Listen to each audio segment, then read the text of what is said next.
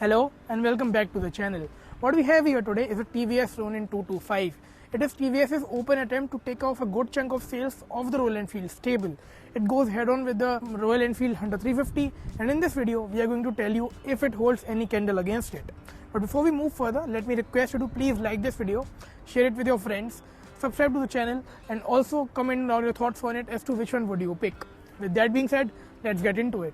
Now, before we cover any aspect of it, I think it is really important to talk about the design of the Ronin first, because that is something that crosses everybody's mind whenever we talk about the Ronin motorcycle. Now, let me start with the way this looks from the front. We get a round LED headlight with a T-shaped LED DRL pattern, and it gets both low and high beam in LEDs, and the illumination is very good at night as well.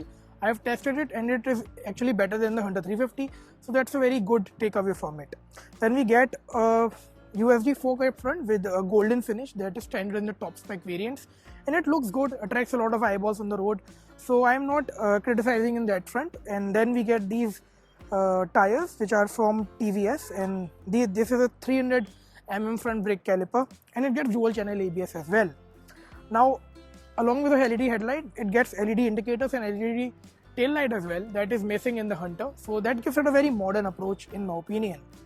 Another design element is that it gets very muscular tank and has a yellow and a grey stripe.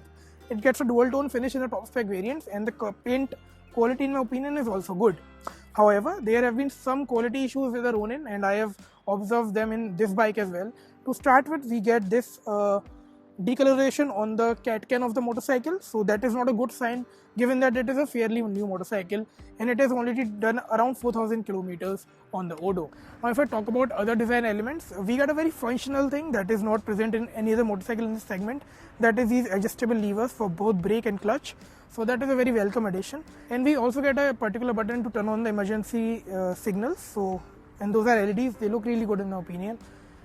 And if we come to the side, we get the engine and a very prominent bash plate for it, and then we get the Ronin branding on the side panels, and this brown color seat looks also good in my opinion. We'll talk about the comfort of the seat later in the video.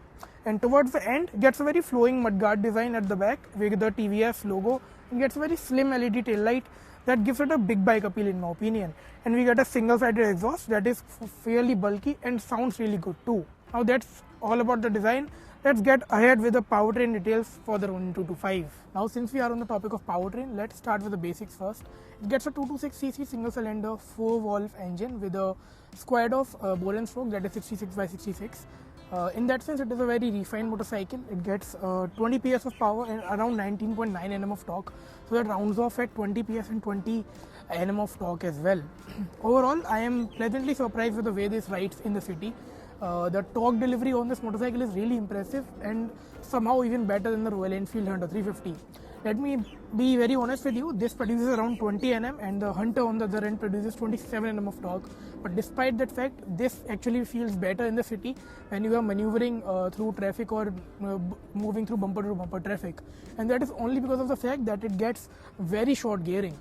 In the second gear, while this bike can only manage around 65 kmph at best, the Hunter can actually touch 80 kmph, and that stays true to the upper gears as well. So in that sense, TVS has made a very clever move with the gearing of this motorcycle.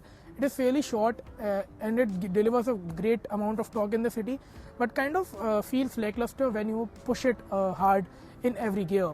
The top speed in every gear is kind of limited, and you hit the rev limiter every now and then.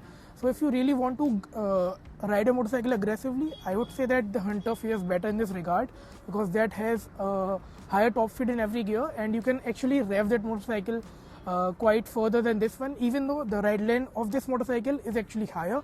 The peak power of this engine comes out around 7,700 RPM if I'm not wrong, whereas in the Hunter the top RPM for the engine is at 7,000 RPM only. So that's about the engine.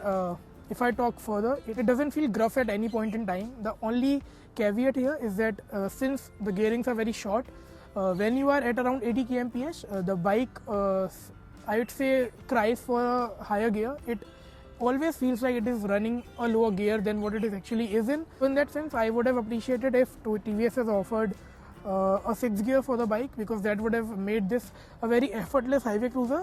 Currently at 80 the bike feels a lot strained than it should be, and that is not a good sign given the cruiser aspects of this particular motorcycle. Now if I talk about the fuel efficiency, to be honest I haven't gotten the chance to test the fuel efficiency of this motorcycle, and neither does it show a fuel efficiency display on the instrument cluster itself. So for the fuel efficiency you can expect around 34 to 36 kmpl inside the city and around 40 kmpl on the highway. Now those are some good figures and somewhere in the close proximity of the Hunter as well. Talking about the exhaust, that has to be the highlight for me in this motorcycle. It sounds really good, and whenever you are rushing with this motorcycle, you are downshifting aggressively, it offers some pops and bangs as well, and it actually feels like a big bike whenever you hear it passing by, and it grabs a lot of attention as well. So in my opinion I would say that it sounds more refined and more big bike like than the Hunter, and it is easily the best sounding motorcycle at this side ₹2 lakh in the market. Now before we talk further about the suspension and the comfort levels of this motorcycle, let me give you a quick look at the seating position of this motorcycle. Now let's get to it. I'll just put it off the center stand, and once I do so I can actually tell that the handlebar is fairly wide, and it is quite tall as well, and it is very commanding in that sense.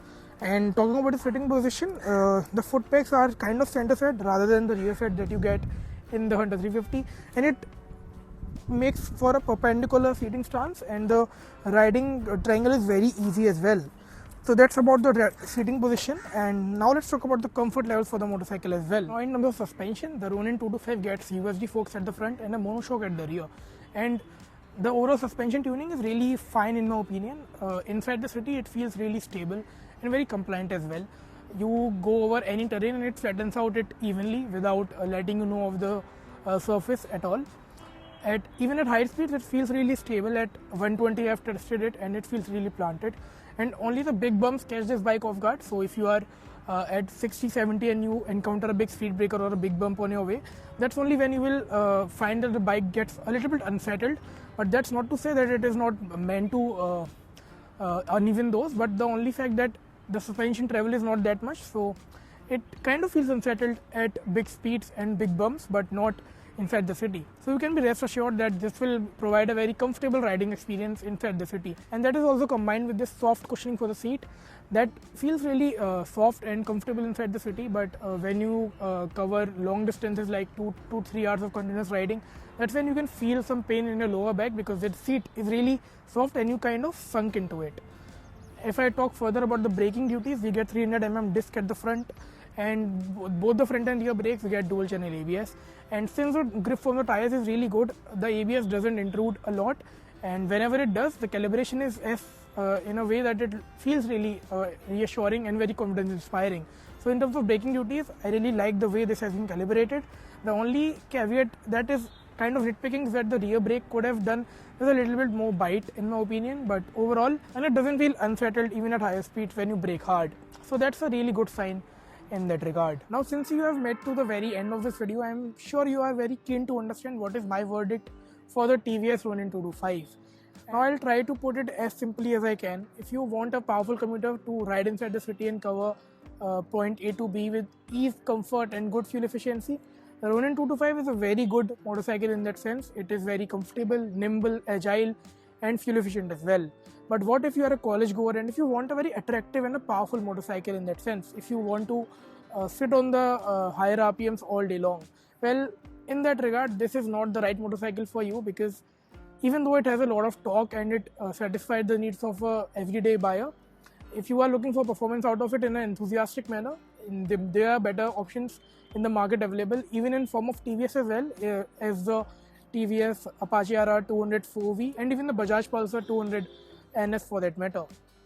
So it is a very good proposition for someone who is looking strictly for a city usage with occasional highway riding as well, but not for enthusiastic set of buyers in the market. So that was about it, and I hope I did a little help of you making an informed buying decision in the segment. If you like this video, you can click on the like button, subscribe to the channel, and also comment down your further questions if you have any regarding the Ronin 225 or any bike for that matter. I'll see you in the next one. Till then, ride safe.